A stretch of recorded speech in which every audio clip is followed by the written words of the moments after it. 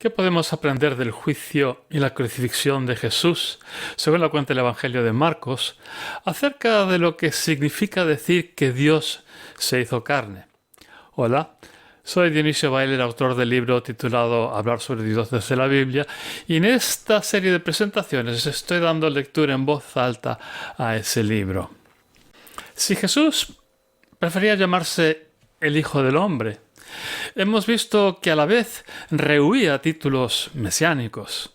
Se resistía a que nadie le llamase el Cristo, es decir, el Mesías o ungido, con todo el bagaje nacionalista y militarista que conllevaba ese término en el judaísmo. El término Hijo de David, que alguno quiso aplicarle, resultaba especialmente inapropiado para Jesús. Puesto que la expresión semita hijo de significa parecido a, estamos obligados a recordar la carrera de David, que empezó como militar de carrera en el ejército de Saúl, pasando después por las etapas de general en rebeldía, mercenario de los enemigos filisteos y jefe de una banda criminal asesina que operaba en la clandestinidad, para culminar ya desde el trono como conquistador y subyugador de varios reinos vecinos. ¿Qué parecidos existen con Jesús? Fue absolutamente descabellado, demencial, ponerle a Jesús el mote de Hijo de David. Y puesto que la expresión Hijo de Dios venía siendo empleada regularmente como atributo de la realeza, Jesús tampoco se sintió cómodo con ese tratamiento. Era una expresión que indicaba privilegio, faustos y riqueza desmesurada, que conllevaba la potestad de vida y muerte sobre súbditos y enemigos y pueblos conquistados. ¿Qué podía querer tener que ver Jesús con todo eso? El Evangelio según Marcos abre desde el primer renglón declarando a Jesús el Cristo, el Hijo de Dios. Sin embargo, en todo el Evangelio, los que insisten regularmente en tacharlo de Hijo de Dios son los espíritus inmundos, que parecen decididos así a echarle un pulso por definir su identidad y su misión, retándole así a que se haga con el poder por las armas. Leamos ahora a Marcos 14, versículos 53 hasta 15, versículos 47, el juicio y la crucifixión de Jesús, para tomar nota de la aparición de cualquier título mesiánico o conexión, verdadera o falsa, entre Jesús y las aspiraciones monárquicas, militaristas e independentistas judías. Observemos quiénes son y en qué circunstancias los que recurren a los tópicos mesiánicos en relación con Jesús. Y se llevaron a Jesús donde el sacerdote príncipe, y llegaron toda la nobleza sacerdotal y los ancianos y los escribas. Pedro lo siguió hasta encontrarse en el patio del sacerdote príncipe. Allí se sentó entre los de la guardia, calentándose a la lumbre. La nobleza sacerdotal y todo el Senado buscaban algún testigo con cargos capitales contra Jesús, pero no lo hallaban, porque no faltaron los que testificasen mintiendo contra él, pero no se ponían de acuerdo entre sí. Al final, unos se levantaron para mentir contra él diciendo: «Nosotros le escuchamos decir que voy a derribar este templo hecho por hombres y en 3 días levantaré otro sin intervención humana». Pero ni siquiera ellos coincidían en su testimonio. Entonces intervino el sacerdote príncipe y le preguntó a Jesús: «¿Tienes tú algo que decir sobre esto que testifican contra ti?». Pero él callaba y no respondía. Volvió a interrogarle el sacerdote príncipe: «¿Eres tú el coronado, el hijo del bendito?».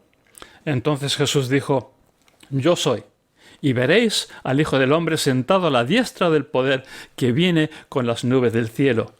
Y el sacerdote príncipe se rasgó la vestimenta y declara: «¿Qué falta hace ya que tengamos testigos? ¿Habéis oído su sacrilegio? ¿Qué os parece?». Y todos lo juzgaron digno de muerte. Entonces empezaron algunos a escupirle, a taparle la cara, a darle puñetazos, a exclamar: «¡Que profetice!». Hasta la servidumbre la emprendieron con él a bofetadas. Pedro estaba fuera en el patio y llega una de las esclavas del sacerdote príncipe. Vio a Pedro calentándose y se lo quedó mirando. «¿Tú también eres de los de Jesús el Nazareno?» Pero él lo negó. «No sé ni entiendo de qué hablas». Salió al portal y en eso canta el gallo. Y la esclava, que se había quedado mirándolo, vuelve a insistir a los que estaban allí. «Este es de esos». Pero él lo volvió a negar.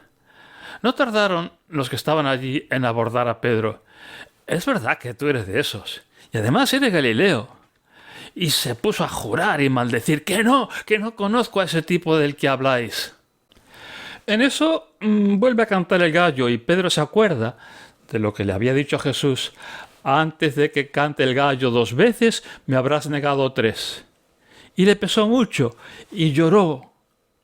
Al amanecer, los de la nobleza sacerdotal, consultados ya los ancianos y escribas y todo el senado, ataron a Jesús y lo entregaron a Pilato. Le interrogó Pilato: «¿Eres tú el rey de los judíos?» Y le contesta: «Lo que tú digas». Entonces los de la nobleza sacerdotal le acusaron de muchas cosas, pero Pilato volvió a preguntarle: «¿No tienes nada que decir tú? Mira de cuánto te acusan». Jesús seguía sin decir nada y a Pilato le pareció que pasaba algo raro. Para la festividad les soltaba uno de los presos, el que ellos le pidiesen. Había uno llamado Barrabás, arrestado con otros por haber matado en un alzamiento. En eso llega el gentío a pedir que les conceda lo de siempre. Y Pilato les respondió: «¿A que queréis que os suelte al rey de los judíos?», porque se había dado cuenta de que la nobleza sacerdotal se lo había entregado malintencionadamente. Pero los de la nobleza sacerdotal agitaron al gentío para que prefiriesen que les soltara a Barrabás. Entonces Pilato volvió a preguntarles: «¿Y qué queréis que haga yo con el que llamáis rey de los judíos?». Y volvieron a responder: «Que lo crucifiques». «Pero, ¿y qué ha hecho de malo?». Y tanto más gritaban: «¡Que lo crucifiques!». Queriendo entonces Pilato apaciguar al gentío, le soltó a Barrabás y entregó a Jesús a azotar para crucificarlo. Los soldados lo metieron al patio del cuartel e hicieron que toda la compañía se presentase. Lo vistieron con todo lujo y le pusieron una corona de púas. Entonces empezaron a saludarle con aspavientos: «¡Viva el rey de los judíos!». Y le pegaban en la cabeza con una caña y le escupían y se ponían de rodillas y le hacían reverencias. Después de divertirse con él, le quitaron la ropa de lujo y le volvieron a poner la suya. Y entonces se los llevaron a crucificar. Un tal Simón de Cirene venía del campo y pasaba por ahí y le forzaron a cargar con su cruz. Se trata del padre de Alejandro y Rufo. Se los llevaron al lugar Golgota, es decir, lugar de la calavera, y le ofrecieron vino con un anestésico, pero él no lo quiso. Y así lo crucificaron y se repartieron su ropa jugándosela a los dados. Lo crucificaron a las 9 de la mañana. La inscripción con el cargo ponía: «El rey de los judíos». Y con él crucificaron a 2 bandidos, uno a su derecha y el otro a su izquierda. Y los que pasaban por ahí le maldecían, meneaban la cabeza y decían: «¡Ay! El que iba a derribar el templo y reconstruirlo en 3 días, bájate de la cruz y escápate». Y los de la nobleza sacerdotal bromeaban por el estilo con los escribas: «Este pretendía salvar a otros, ¿nos irá a escapar? Que el rey de los judíos se baje ahora de la cruz. Si vemos eso, le juraremos lealtad». Y los que estaban crucificados con él también se lo echaban en cara. Llegó el mediodía y hubo oscuridad sobre toda la tierra hasta las 3 de la tarde. Y a las 3 de la tarde gritó Jesús a toda voz: «Eloí, Eloí, lama sabachthani», lo cual traducido es: Dios mío, ¿por qué te me has largado?». Pero algunos de los espectadores al oírlo comentaron: «Mira, está llamando a Elías». Entonces alguien se acercó corriendo con una esponja empapada con aguardiente clavada en una caña. Se la dio a beber, exclamando: «Atención, a ver si viene Elías a llevárselo». Pero Jesús, con un gran gemido, dejó de respirar y la cortina del templo se rasgó en 2, desde arriba hasta abajo. El comandante, que estaba justo frente a él, al ver que había dejado de respirar, dijo: «Este hombre ha sido de verdad un hijo de Dios. Había también algunas mujeres que lo estaban viendo desde cierta distancia, entre las que se encontraba María la de Magdala y María la de Jacob el chiquito y de Josito y Salomé. Ellas, cuando en Galilea, le habían seguido y servido, igual que otras muchas que habían subido con él a Jerusalén. Al anochecer fue José el de Arimatea, un senador ilustre, que también estaba guardando el reinado de Dios. Por cuanto empezaba el día de preparación para el Sabbat, tuvo el atrevimiento de ir donde Pilato a pedirle el cuerpo de Jesús. Pero a Pilato le pareció raro que ya se hubiera muerto. Llamó al comandante y le preguntó si ya llevaba un buen rato muerto. Una vez informado por el comandante, le regaló el cuerpo a José. Este compró una tela de lino fino, luego lo bajó y lo envolvió en la tela. Lo puso en un sepulcro cavado en piedra y, haciendo rodar una piedra, tapó la entrada al sepulcro. María la de Magdala y María la de Josito vieron dónde lo estaban poniendo. Volveremos a la declaración del centurión más adelante. Entre tanto, es digno de notar que en el Evangelio según Marcos hay otra forma de identificar y encasillar a Jesús que al final tampoco resultará adecuada. Cuando primero empecé a familiarizarme con los Evangelios, siempre me llamaba la atención la forma estelar con que Marcos hace aparecer a Jesús. Aquí no hay tiempo para genealogías, ni prólogos, ni relatos de su nacimiento. Desde el primer capítulo, Jesús empieza con un ritmo frenético de actividad, echando espíritus inmundos, predicando con una autoridad inusitada, sanando fiebres y curando enfermos. No tiene tiempo para terminar de curar a los enfermos de un lugar antes de marcharse repentinamente a otras partes para repetir sus apariciones espectaculares y electrizantes con un poder de convocatoria extraordinario, atrayendo multitudes. En cuestión de unos pocos días ya tiene revolucionada toda Galilea. Sin embargo, hay una constante en todo el Evangelio según Marcos de que los discípulos no entienden lo que Jesús quiere mostrarles. No se enteran, no tienen fe, no captan el mensaje. En Marcos 4, también en 7 y 8, tenemos sendos relatos que tienen todos la misma temática. Jesús enseña con parábolas, pero los discípulos no se atreven a pensar por cuenta propia y siempre piden explicaciones detalladas. Jesús hace grandes milagros y los discípulos se quedan perplejos preguntándose ¿quién será este?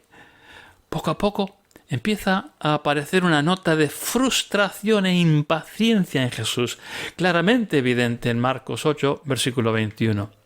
¿Cómo es posible que después de verle multiplicar panes y peces para una segunda multitud, los discípulos todavía sean capaces de imaginar que Él les esté por reñir porque se les olvidó traer pan? Está claro que algo no está funcionando. Si fuera posible adivinar a partir de sus milagros y obras de poder quién es Jesús y cuál su misión en el mundo, sus discípulos tarde o temprano tendrían que empezar a entender. En Marcos 9, versículo 19, volvemos a ver la exasperación de Jesús.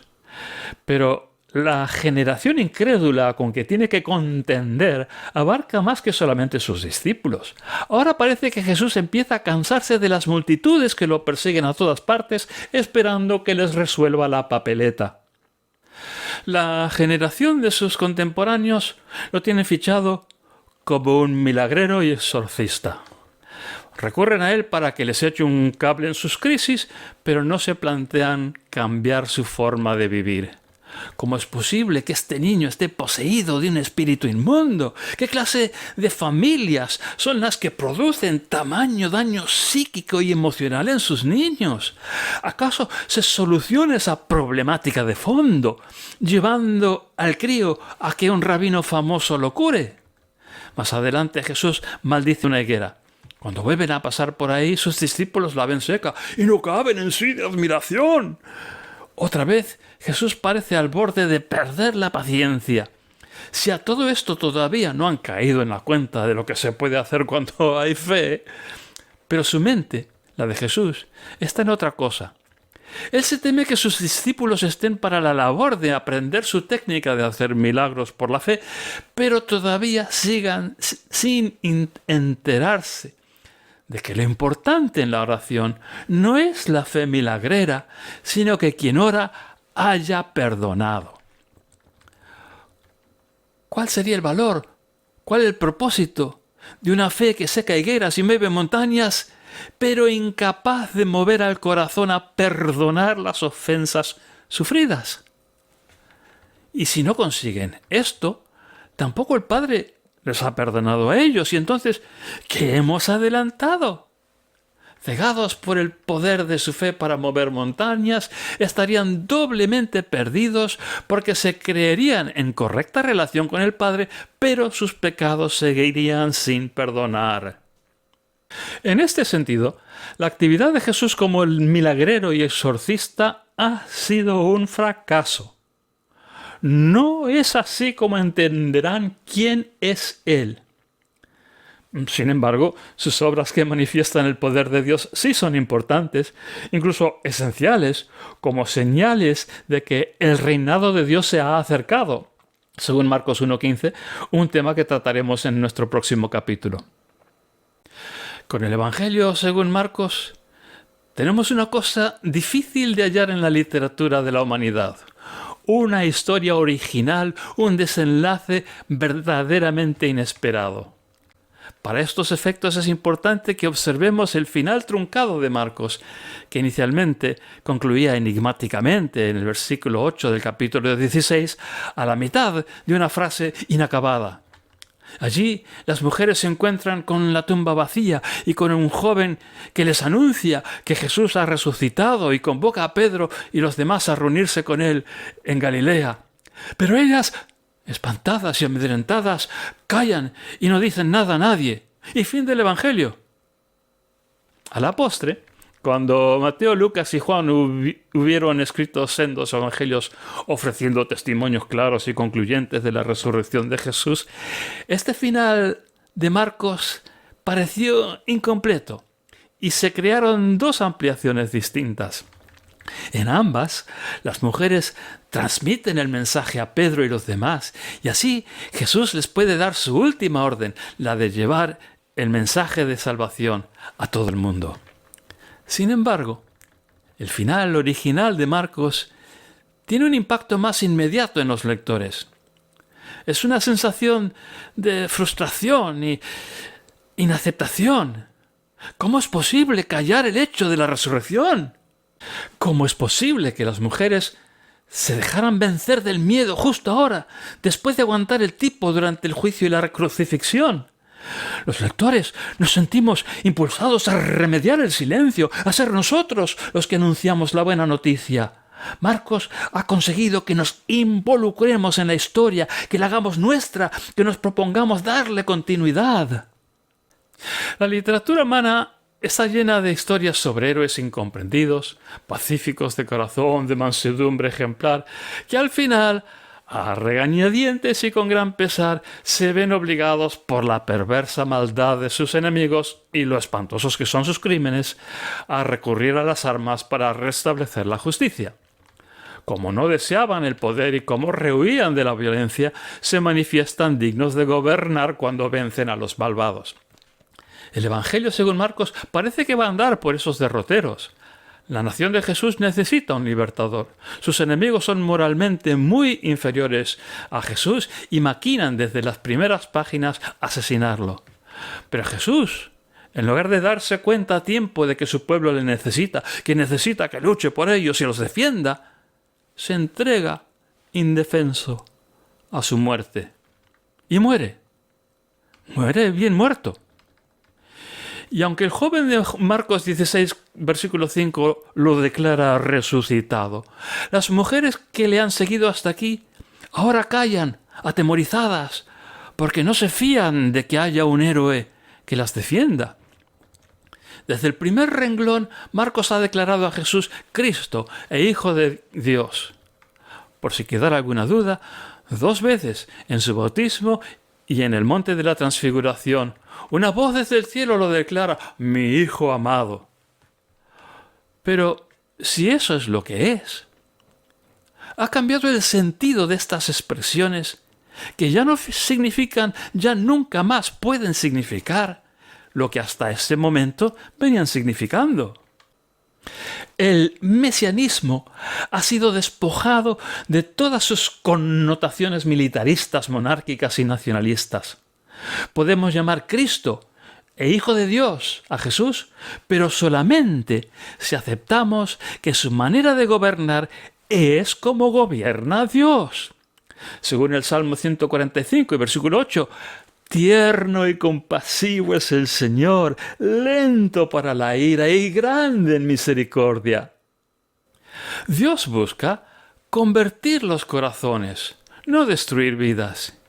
Y hay que aceptar a la vez que Dios es como Jesús fue, manso y humilde, cargando sobre sí las terribles consecuencias de la maldad humana. En el juicio de Jesús ante Pilato, tenemos escenificado el desencuentro entre dos mundos diferentes, entre dos maneras absolutamente contrarias de entender lo que de verdad importa en esta vida. De todo lo que se pueda decir sobre Jesús, a Pilato, en cuanto representante del imperio, solo hay una cosa que le interesa: el que a nadie se le pase por la cabeza aspirar a otra monarquía que la del César. Para esos efectos, da igual que Jesús sea culpable o inocente. Pero Pilato tiene aquí en bandeja una oportunidad para mostrar a Jerusalén y a los judíos en general quién manda, quién es rey, dónde están el poder y la gloria, la autoridad, el dominio y la soberanía. Crucificando a Jesús, mejor inocente que culpable, porque sería inquietante que alguien de verdad hubiese osado llamarse rey de los judíos. Pilato pretende aplastar toda esperanza independentista judía. Por eso, Pilato realmente tiene solo una pregunta para Jesús: ¿eres tú el rey de los judíos?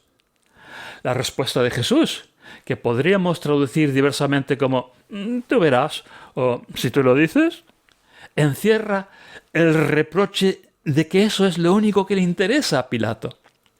Mientras que Jesús tiene otras cosas mucho más importantes en la mente, otras aspiraciones, otra misión en la vida.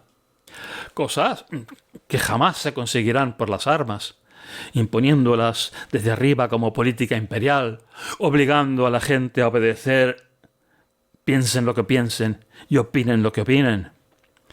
Jesús tiene en mente una transformación fundamental de lo que significa ser un ser humano. Algo que Pilato, cegado con el poder que le ha concedido el emperador, siempre será sencillamente incapaz de siquiera intuir. Llegamos así al único personaje en todo el Evangelio a quien Jesús no recrimina hablar sobre él con un título mesiánico. Se trata del centurión que declara en Marcos 15, versículo 39, «Ciertamente este hombre fue un hijo de Dios». ¿Por qué? Ahora sí, es admisible esta declaración mesiánica en estas circunstancias tan particulares. Incluso antes del capítulo 16, por ejemplo, donde nos enteramos de la resurrección, y por testimonio de esta persona tan particular del que lo mató. ¿Qué nos quiere decir Marcos acerca de dónde es que hay que buscar el parecido entre Jesús y Dios? ¿Cómo son el Padre y el Hijo según este testimonio del centurión? Y con estas preguntas en la cabeza, abandonamos hoy estos párrafos del Evangelio de Marcos.